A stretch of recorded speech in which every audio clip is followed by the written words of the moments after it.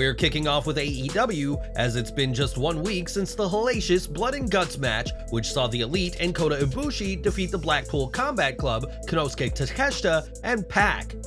The match, like the previous 2 Blood and Guts matches, was pretty violent, and we've now learned more behind some spots which didn't make it to air.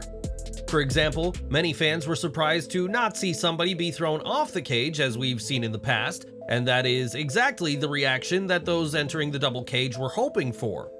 Sports Illustrated reports that it was decided early on that nobody would be thrown off the cage, not for any safety reasons, but rather because they don't want the spot to become a trope of the match. One individual described the decision as akin to The Undertaker throwing Mankind off of Hell in a Cell, stating that if that spot happened at every Hell in a Cell match, it simply wouldn't be iconic.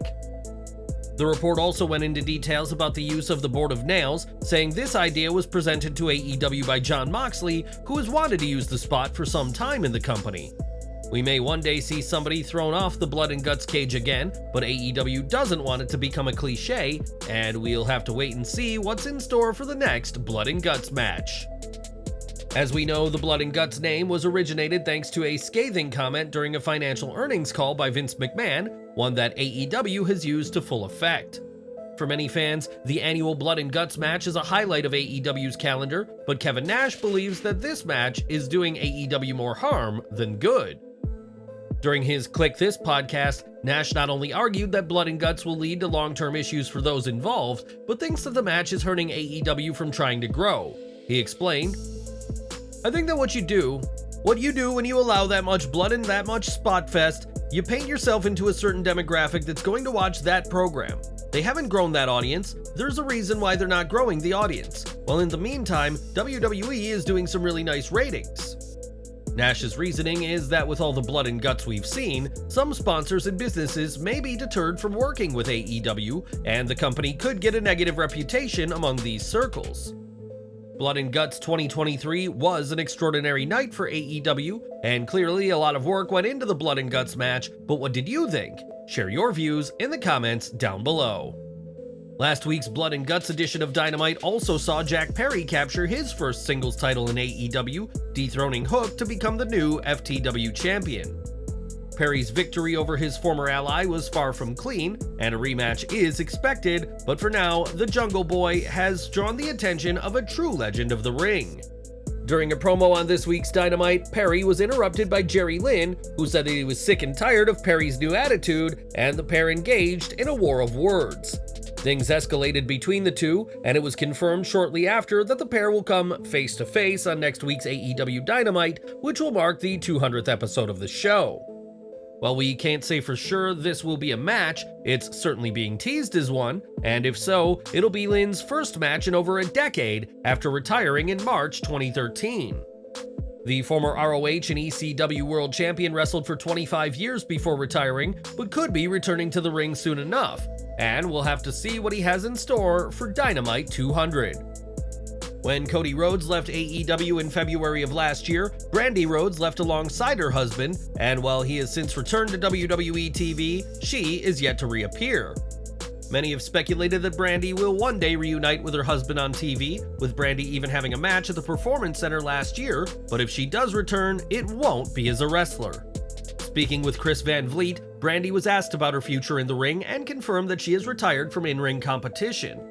Brandi admitted that her retirement was anticlimactic, and also said that it would have been amazing to do something with Becky Lynch during Cody's feud with Lynch's husband, Seth Rollins. Instead of wrestling though, Brandi is focused on other projects outside of the ring, including plans to launch her own yoga studio later this year, after getting her qualifications in teaching. Brandi's in-ring career is over, but that doesn't mean she'll never be on WWE TV if needed, but whether that ever happens still remains to be seen. It's been just under a month since AEW launched its third weekly wrestling show, Collision, and there was plenty of speculation about the show at the time of its first episode.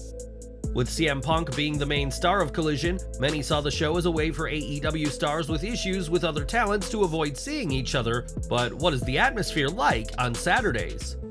Well, when Fightful recently caught up with Willow Nightingale, she said that Collision has a smaller crew than what you'd see backstage at Dynamite, which she believes helps limit the chaos.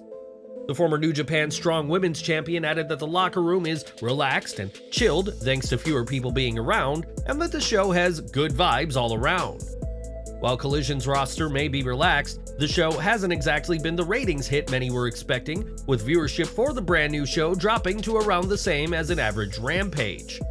Despite this, Warner Bros. Discovery are said to be happy with how Collision has done so far, and it seems AEW's plan to avoid backstage drama is working out so far with the new show. Over to WWE and at NXT Great American Bash, Dominik Mysterio would put his newly captured North American title on the line in a triple threat match where he'll face both Wes Lee and Mustafa Ali. With two opponents and no champion's advantage, the odds aren't in the favor of Dirty Dom, but if he does retain, there's somebody already waiting to step up and challenge him.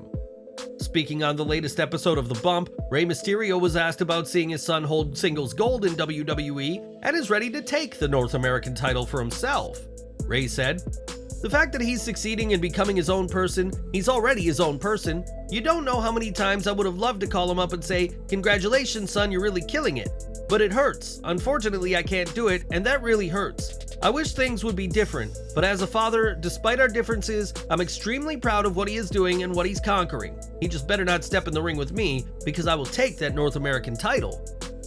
Having main roster talent appear and compete in NXT is a personal project of Nick Khan, so the idea of Rey challenging his son for the gold as part of the gold brand isn't as far-fetched as some may think.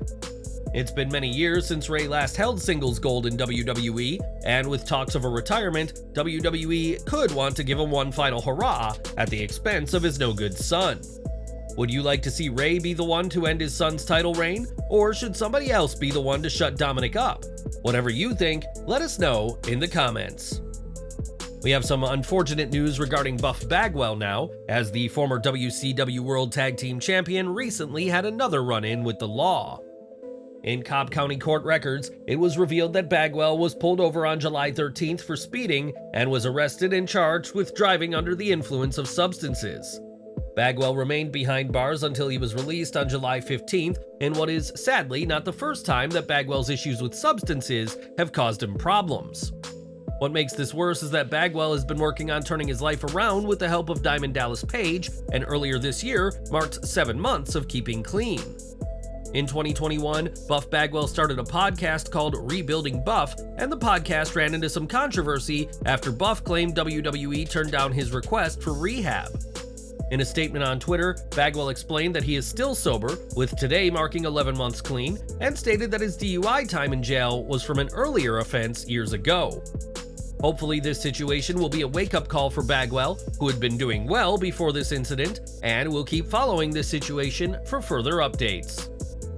And we're ending today with Dustin Rhodes, as it was reported not long ago that his deal with AEW would expire in July 2023, raising questions as to his future in wrestling. After all, Dustin's brother Cody has been doing exceptionally well in WWE, and many predicted that we'd see Dustin signed to be part of his brother's family-centric angles, but that won't be happening. Fightful Select sources confirmed that Rhodes has a new contract extension with AEW, one that'll last until September 2024, so don't expect the former Bizarre One to be talking with his brother about finishing the story on WWE TV just yet.